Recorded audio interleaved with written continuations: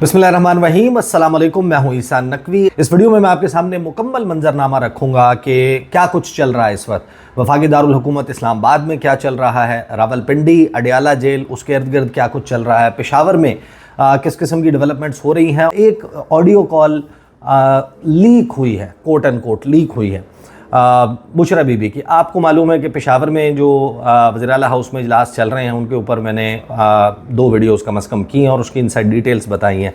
अब क्योंकि मीटिंग एक नहीं मुतअद्दिद हुई है, मैं आपको बता देता हूँ कि ये जो ऑडियो लीक हुई है ना, ये साउथ पंजाब वाली मीटिंग की है।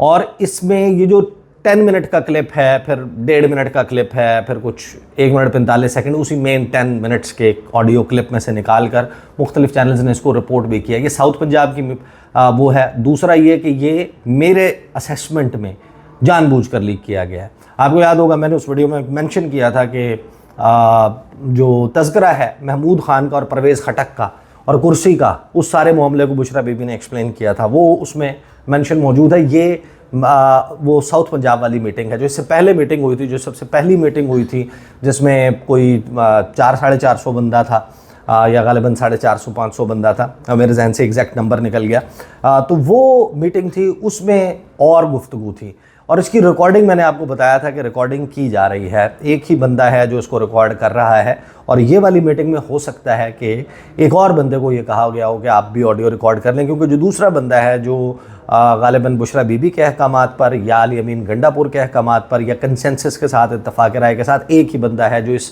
तमाम मीटिंग की विजुअल्स भी बनाता है, ऑडियो भी रिकॉर्ड हो रही होती है। बाकी तमाम लोगों के पास से मोबाइल फ़ोन, रिकॉर्डिंग डिवाइसेस, हर चीज़ बाहर रखवा दी जाती है। तो ये जो इसमें से चीज़ें बाहर आई हैं, ये वो हैं जो पाकिस्तान तहरीक इंसाफ क्या प्लानिंग कर रही है और वर्कर को क्या पैगाम देना है। ये क्योंकि उससे रिलेटेड है तो मेरा ख्याल है कि ये ख़ुद जो है इसको बाहर जो है वो लाया गया है, इसको पब्लिक किया गया है, इसको लीक कह लें कि आप किया गया है, अनोनिमस ज़रिए से जो है वो सामने लाया गया। तो इसके ऊपर बहुत ज़्यादा लोग जो है वो शोर मचा रहे हैं। ये मेरा ख्याल है कि ये दैट्स बीन डन डिलिबरेटली। अब आ जाए उसकी तरफ जो कि पेशबंदी चल रही है। पर तहरीक इंसाफ का मंसूबा तो आपके सामने, पेशबंदी और नाकाबंदी की जो सूरत हाल है तहरीक इंसाफ के हवाले से जो फैसल वावडा ने बात की है वो मैं ज़रूर आपको बताऊँगा।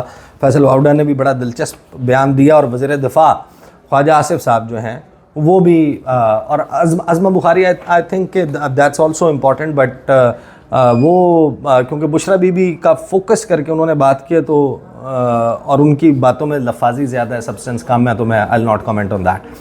अब तैयारी क्या चल रही है, पेशबंदी, मनसूबाबंदी तो आपके सामने है, बुशरा बीबी का बयान और ये सारा कुछ चीज़ें चल रही हैं। पाकिस्तान तहरीक इंसाफ कब किस तरीके से ट्रिगर कर जाए, 5% अचीव कर जाए पूरे पाकिस्तान से, तो आप सोच लें कि क्या सूरत हाल होगी कि जो जिसका टारगेट है वो 5% बंदा तमाम मिला के ऑन एवरेज अगर ले आए इस्लामाबाद के बाहर तो क्या सूरत हाल होगी।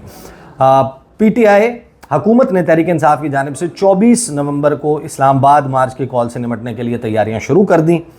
अब एक तरफ आप अपने जहन में रखिएगा कि हुकूमत के लोग अली अमीन फैसल वावडा, तलाल चौधरी, ख्वाजा आसिफ, राना सनाउल्लाह, इसके बाद एक जितने भी लोग हैं, इवन पीपल्स पार्टी के लोग, वो ये कह रहे हैं कि 5-7 हज़ार 10 हज़ार बंदान है।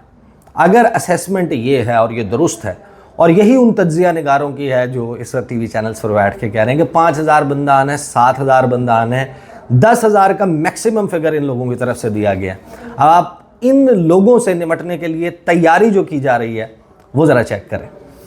हुकूमत ने PTI के एहतजाज और मुमकिन धरने से निपटने के लिए तैयारियां शुरू कर दी और इस सिलसिले में वफाकी हुकूमत में सिक्योरिटी इंतजामात सख्त करने का फैसला किया गया। एक तो आपको पता है कि दफ़ा 144 कराची से लेकर इस्लामाबाद, रावलपिंडी, मुख्तलिफ शहरों में दफ़ा 144 नाफिज की जा रही है, 5 से ज़्यादा बंदे इकट्ठे ना हों।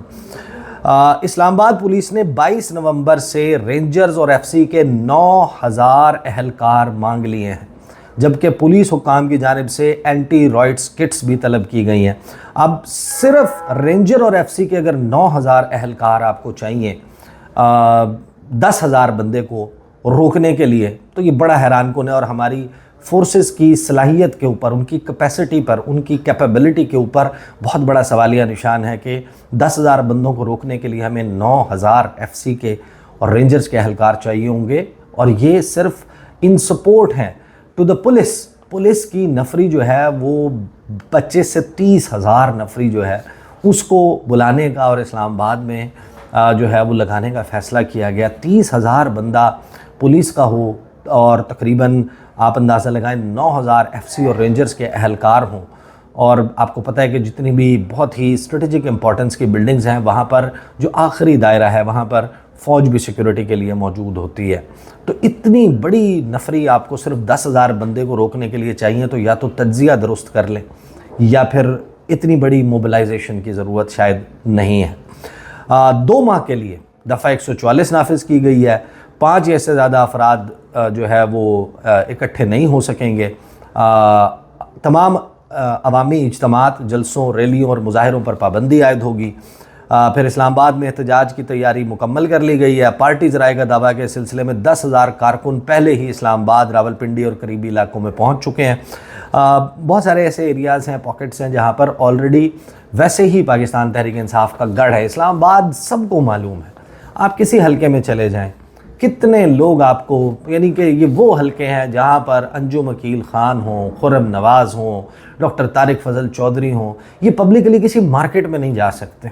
ये है इनकी पॉपुलैरिटी का लेवल और ये है इस वक्त पाकिस्तान मुस्लिम लीग नवाज़ की पॉपुलैरिटी का लेवल। ऐसा हमेशा नहीं था, लेकिन इस वक्त सूरत हाल ये है कि ये लोग तो मार्केट में मुंह दिखाने के लिए नहीं बाहर निकल सकते। तो ये तो गढ़ हैं इस वक्त पाकिस्तान तहरीक इंसाफ का। बट दैट डजंट मीन कि ये सारे के सारे बाहर आ जाएंगे, जितने भी लोग हैं जो तहरीक इंसाफ के लिए नरम गोशा रखते हैं या उनके वोटर सपोर्टर हैं। बहरहाल फिर आगे कहते हैं कि जनाब वगैरह वगैरह, ये हैं वो तैयारियाँ जो तैयारियाँ चल रही हैं। अब फैसल वावड़ा पर आ जाए। फैसल वावड़ा साहब जो हैं वो गुफ्तगू करते हैं, वो कहते हैं इमरान खान को बचाने के लिए तहरीक इंसाफ में कोई मुखलिस नहीं है। फैसल वावड़ा मुखलिस है, कोई तहरीक इंसाफ में कोई मुखलिस नहीं है। ये भी एक अजीबोगरीब किस्म का तज्जिया है। फिर उन्होंने कहा कि 25 नवंबर को इमरान खान पर फ़र्द जुर्म आयद हो जाएगी। ये बड़ी इंटरेस्टिंग बात है। हो सकता है, क्योंकि ज़ाहिर फैसल वावड़ा जो हैं वो जो अदालतों के हवाले से भी प्रेडिक्शंस करते रहे हैं, बहुत सारे मामलात में ये बिल्कुल गलत साबित हुए और बहुत सारे मामलात में हैरान कुन तौर पर अगेंस्ट ऑल दी ऑड्स ये दुरुस्त भी साबित हुए हैं। बहरहाल देखते हैं, वो तो 25 नवंबर को पता चलेगा। फिर कहते हैं कि 24 नवंबर का जलसा मुकम्मल तौर पर फ्लॉप होने जा रहा है। अगर ये आ भी जाते हैं तो रेड जोन में दाखिले की इजाज़त नहीं होगी। इन्हें एक मखसूस मकाम बैठने के लिए दे दिया जाएगा। ये सिर्फ पिकनिक मनाने इस्लामाबाद आ रहे हैं। कुछ गलत करने का इरादा किया तो अदालतें आ जाएंगी। PTI में जानिबदारी उरूज पर है। एक मखसूस टोला इमरान खान की तकलीफ़ों को बढ़ा रहा है। बाहर बैठकर ये लीडरशिप, इक़्तिदार और पैसा बनाने में मसरूफ़ है।